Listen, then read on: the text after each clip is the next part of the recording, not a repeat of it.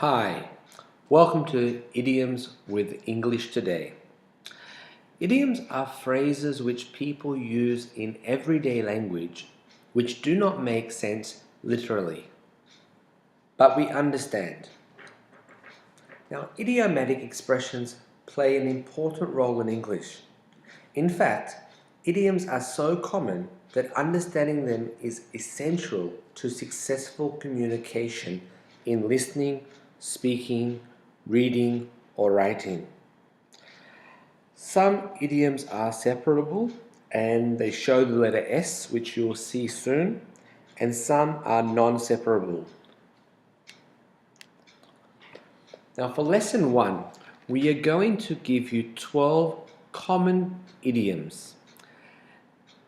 This lesson is at the elementary level. The first word, to get in, which means to enter or board a vehicle. To get in is used for cars. To get on is used for all other forms of transportation. It is easiest to get in the car from the driver's side. The door on the other side doesn't work well. I always get on the bus to work at 34th Street. Also, get in can have many other meanings. One such meaning is to arrive. For example, his plane gets in at 10 p.m. His plane arrives at 10 p.m. Or, he usually gets into the office at 8 a.m. He usually arrives. Okay, moving on to number 2. To take off, to remove, usually set of clothes.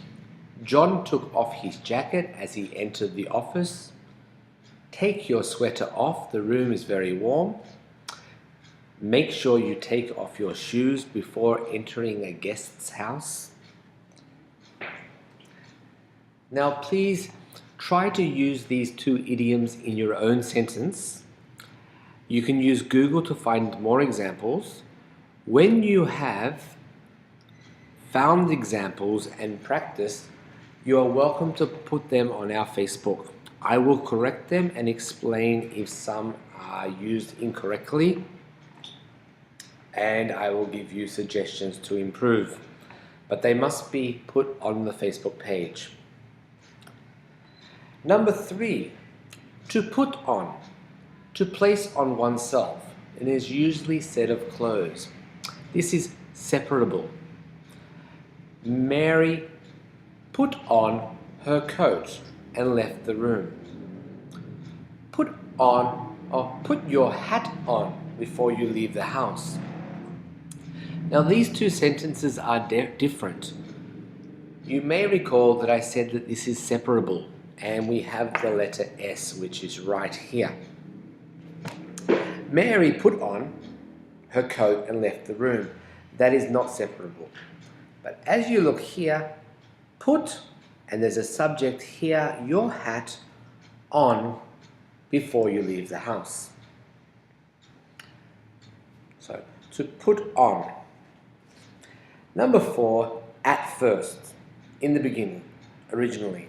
At first, English was very difficult for him, but later he made great progress. I thought at first that it was Sheila calling, but then I realized that it was Betty. Okay, so once again, try to use these 2 idioms in your own sentence, and then place them on our Facebook page. Moving on to idiom number 5, right away. Very soon, immediately, or we could also say at once. I want you to come here at once. I want you to come here right away. Dad says that dinner will be ready right away, so we had better wash our hands and set the table. Tell Will to come to my office right away.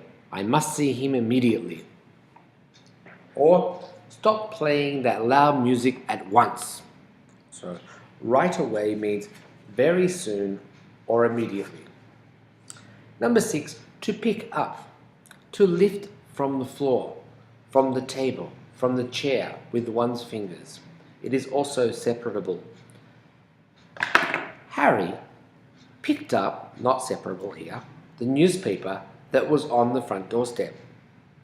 Could you pick your toy up before someone falls over it? In this sentence, it is separable. Also, to pick up can mean to improve. He usually plays poorly at first and then picks up. Or it can describe a nightclub. It's a bit quiet in here, but usually it picks up after 12 o'clock. So once again, try to use these 2 idioms in your own sentence and send them to our Facebook page. Remember, if you use an idiom, or any vocabulary for that matter, try to relate it to your own life. Try to find a way that it relates to you.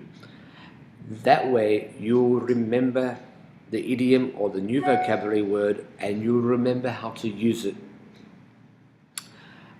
For example, if you're going to use pick up, talk about your mother, your father, your cousin, your best friend, girlfriend, boyfriend, wife, husband, children. Oh, my son is slowly picking up the English language. So that is improving. My son always forgets to pick up his toys when he's finished playing. Okay, let's move on right away. Another example of an idiom, right away to number 7. Sooner or later, eventually after a period of time. If you study English seriously, sooner or later you will become fluent. That is true. If you study English for 20 minutes every day, you'll be surprised at how fluent you will become. I'm too tired to do my homework now. I'm sure I'll do it sooner or later. Number 8, to get up. To arise, to rise from bed, to make someone rise. It's separable. Carla gets up at 7 o'clock every morning. At what time should we get the children up tomorrow? To get up. Try to use these 2 idioms in your own sentence. Once again, search Google to find more examples. Google is a fantastic resource to improve your English. When you type in the Google box, the most common phrases will pop up. This is because Google measures the most common search inquiries to make your search experience more efficient. So take advantage of the box and look at what words go together naturally. This is a very good way to do that. I will be giving another lesson later explaining how to use Google and other programs to improve your English all by yourself. Number 9, to get out of or to get off. To leave or descend, get down from a vehicle. To get out of is used for cars. To get off is used for other forms of transportation. Why don't we stop and get out of the car for a while? I feel like a coffee. Helen got off the train at the 42nd Street terminal. Also, to get out of is to avoid. That student always tries to get out of doing his homework. Moving on, to call up, to telephone, to give someone a call. To call can be used instead of to call up, as in the first example. I forgot to call up Mr. Jones yesterday. I had better call him now. Call me up tomorrow, Jane. We'll arrange a time to have lunch together. I promise to give you a call as soon as I arrive in New York. Once again, try to use these 2 idioms in your own sentence and paste it on Facebook. If you don't use it in an active way, you will forget it. It doesn't matter how many times you listen or read an article, if you don't actively use the English you learn, either in speaking or writing, it will be forgotten. But once you read it, hear it, use it, that vocabulary or idiom becomes yours. On to number 11, to turn on, to start or cause to function. Also to switch on. Please turn on the light, it's too dark in here. Do you know who turned the air conditioning on? Number 12, to turn off, to cause to stop functioning, to switch off, to shut off. To turn on and turn off, as well as their related forms, are used for things that flow, such as electricity and water and gas. Please turn off the light when you leave the room.